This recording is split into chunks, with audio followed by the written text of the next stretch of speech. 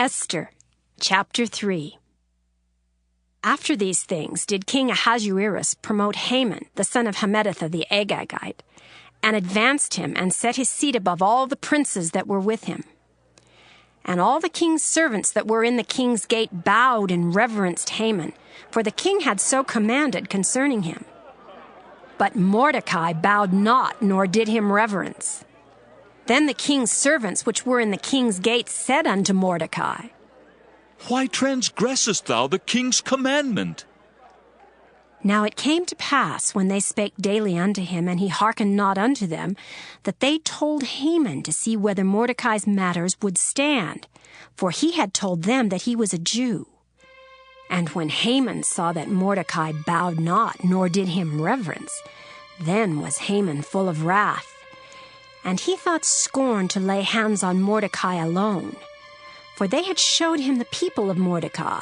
Wherefore Haman sought to destroy all the Jews that were throughout the whole kingdom of Ahasuerus, even the people of Mordecai. In the first month, that is the month of Nisan, in the 12th year of King Ahasuerus, they cast pure, that is the lot, before Haman from day to day, and from month to month, to the 12th month, that is the month Adar.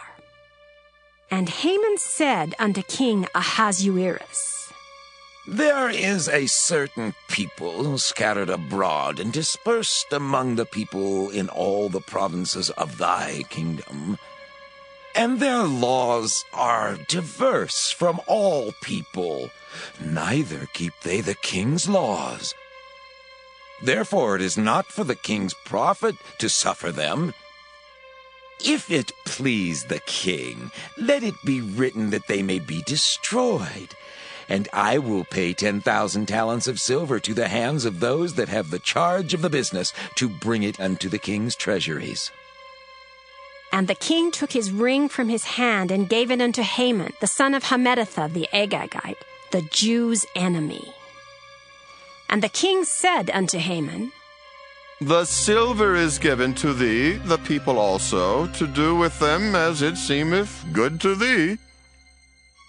Then were the king's scribes called on the 13th day of the first month, and there was written according to all that Haman had commanded unto the king's lieutenants, and to the governors that were over every province, and to the rulers of every people of every province, according to the writing thereof, and to every people after their language. In the name of King Ahasuerus was it written, and sealed with the king's ring.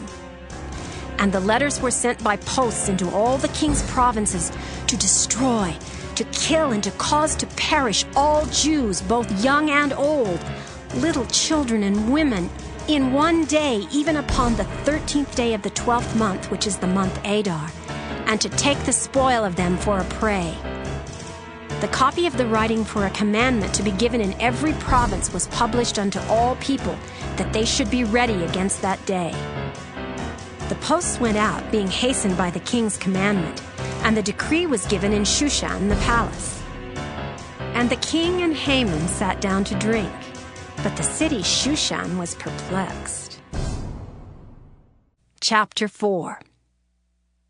When Mordecai perceived all that was done, Mordecai rent his clothes, and put on sackcloth with ashes, and went out into the midst of the city, and cried with a loud and bitter cry, and came even before the king's gate. For none might enter into the king's gate clothed with sackcloth. And in every province whithersoever the king's commandment and his decree came, there was great mourning among the Jews, and fasting, and weeping, and wailing, and many lay in sackcloth and ashes. So Esther's maids and her chamberlains came and told it her. Then was the queen exceedingly grieved, and she sent raiment to clothe Mordecai, and to take away his sackcloth from him, but he received it not. Then called Esther for Hatach, one of the king's chamberlains, whom he had appointed to attend upon her, and gave him a commandment to Mordecai to know what it was and why it was. So Hatach went forth to Mordecai unto the street of the city, which was before the king's gate. And Mordecai told him of all that had happened unto him, and of the sum of the money that Haman had promised to pay to the king's treasuries for the Jews, to destroy them. Also he gave him the copy of the writing of the decree that was given at Shushan to destroy them, to show it unto Esther, and to declare it unto her, and to charge her. She should go in unto the king to make supplication unto him, and to make request before him for her people. And Hatak came and told Esther the words of Mordecai. Again Esther spake unto Hatak, and gave him commandment unto Mordecai. All the king's servants and the people of the king's provinces, do know that whosoever, whether man or woman, shall come unto the king into the inner court, who is not called, there is one law of his to put him to death, except such to whom the king shall hold out the golden scepter, that he may live. But I have not been called to come in unto the king these 30 days. And they told to Mordecai Esther's words. Then Mordecai commanded to answer Esther. Think not with thyself that thou shalt escape in the king's house more than all the Jews. For if thou altogether holdest thy peace at this time, then shall their enlargement and deliverance arise to the Jews from another place. But thou and thy father's house shall be destroyed. And who knoweth whether thou art come to the kingdom for such a time as this? Then Esther bade them return Mordecai this answer. Go, gather together all the Jews that are present in Shushan, and fast ye for me, and neither eat nor drink 3 days, night or day. I also and my maidens will fast likewise, and so will I go in unto the king, which is not according to the law. And if I perish, I perish. So Mordecai went his way and did according to all that Esther had commanded him. Esther, chapter 9.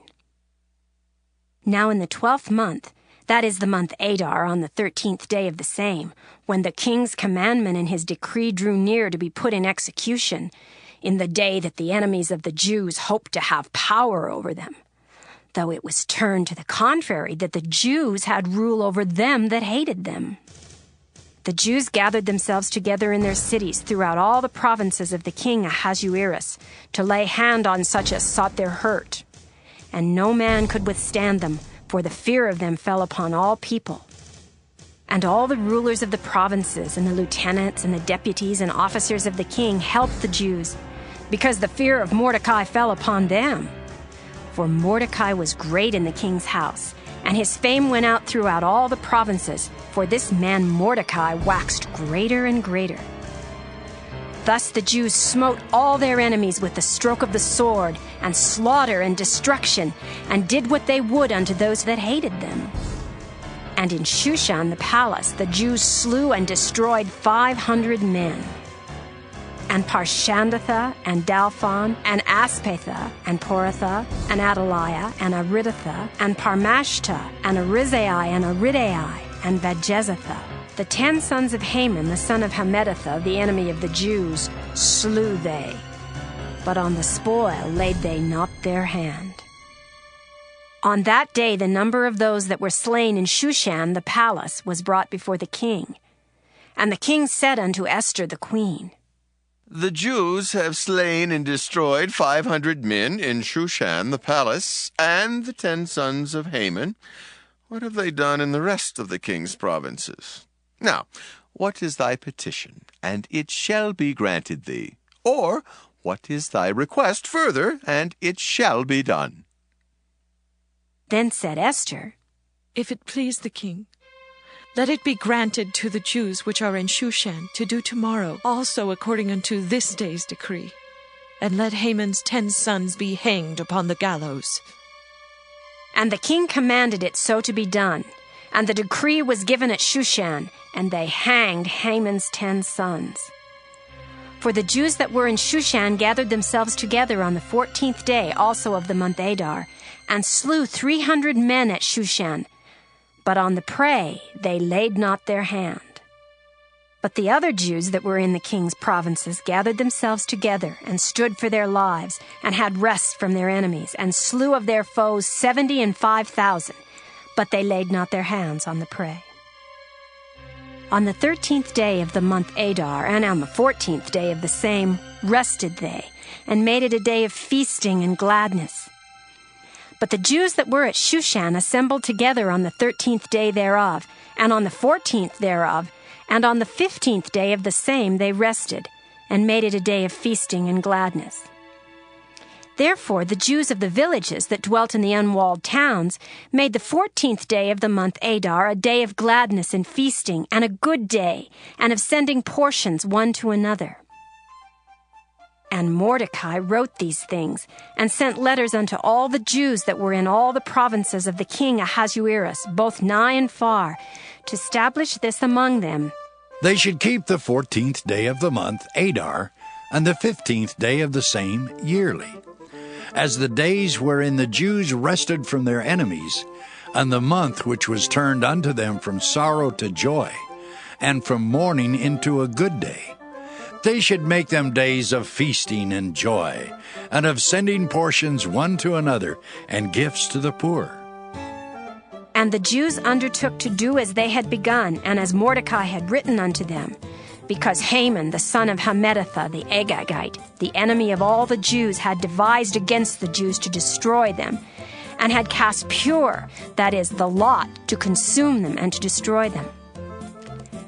But when Esther came before the king, he commanded by letters, His wicked device, which he devised against the Jews, should return upon his own head, and he and his sons should be hanged on the gallows. Wherefore they called these days Purim, after the name of Pur.